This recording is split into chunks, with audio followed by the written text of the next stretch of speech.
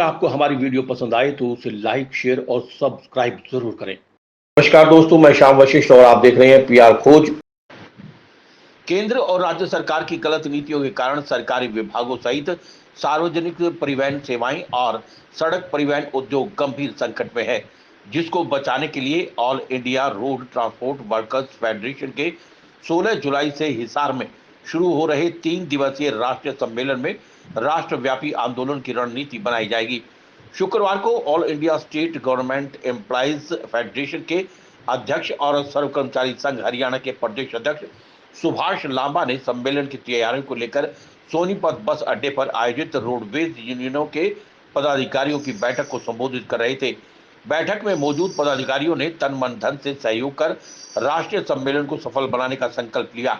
बैठक को संबोधित करते हुए सर्व कर्मचारी संघ हरियाणा के प्रदेश अध्यक्ष सुभाष लांबा ने कहा कि हरियाणा में पहली बार हो रहे राष्ट्रीय सम्मेलन में लगभग सभी राज्यों से 800 से ज्यादा प्रतिनिधि भाग लेंगे। राष्ट्रीय सम्मेलन का आयोजन हरियाणा रोडवेज वर्कर्स यूनियन कर रहा है। इसके सफल आयोजन के लिए साझा मोर्चा में शामिल सभी यूनियन सहयोग कर रही हैं। उन्होंने कहा कि राष्ट्रीय सम्मेलन में एनपीएस रद्द कर पुरानी पेंशन बहाल करने, आबादी के अनुसार परिवहन बेड़े में नई बसें शामिल करने, सभी प्रकार से कच्चे कर्मियों को पक्का करने, नेशनल मुद्रीकरण पाइपलाइन और लेबर कोड को वापस लेने, खाली पड़े पदों की पक्की भर्ती से भर बेरोजगारों को रोजगार देने, एचआरए के स्लैब में बदलाव करने आदि मांगों को भी प्रमुखता से उठाया जाएगा। All India road transport worker federation का राष्ट्रीय सम्मेलन 16 से 18 जुलाई हिसार को होने जा रहा है। उसकी तैयारियों के सिलसिले में आज यहाँ बैठक की है, जिसमें हमारे चालक संघ के राज्य के प्रधान कृष्ण काद्यान जी भी उपस्थित थे।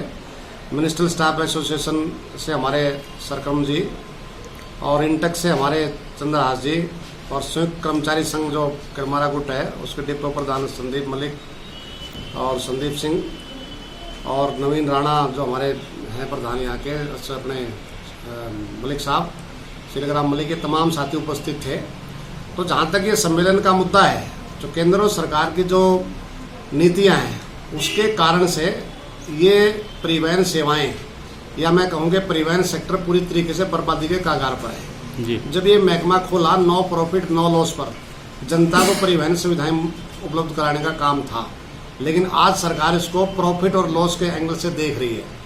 और जिस प्रकार के हमारे पुर्जे हैं, डीजल है, पेट्रोल है या चेसिस है या जो हम स्पेयर पार्ट्स खरीदते हैं उनके ऊपर टैक्स पर टैक्स भारी टैक्स लगा जाता है, जिसकी वजह से ये उद्योग जो पूरी तरीके से संकट में है। मोटर व्हीकल एक्ट ला करके पूरी तरीके से ट्रांसपोर्ट सेक्टर को निजी हाथों में देने की सरकार प्रयास कर रही है।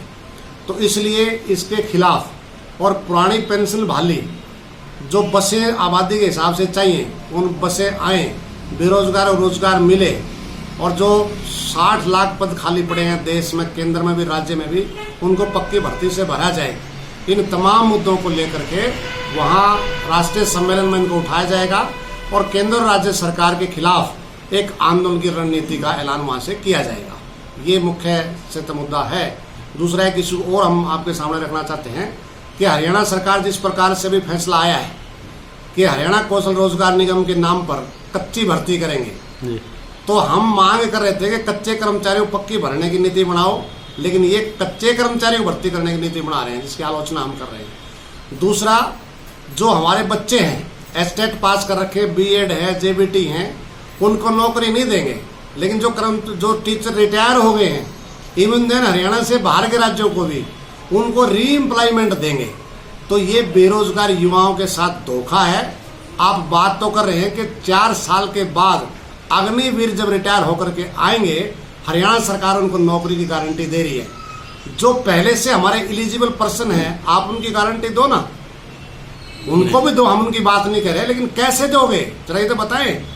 तो आज हालत ये बना रखी है कि इन 3 फैसलों से लगता है कि केंद्र ने भी और हरियाणा सरकार ने भी ये तय कर लिया है कि आने वाले टाइम में कच्चे कर्मचारियों की ही भर्ती होगी, रेगुलर भर्ती नहीं होगी, जिसको हम किसी भी कीमत पर बर्दाश्त नहीं कर सकते। इसके खिलाफ आंदोलन का ऐलान किया जाएगा। पीआर खोज के लिए रणबीर रोहिला के साथ श्याम वशिष्ठ।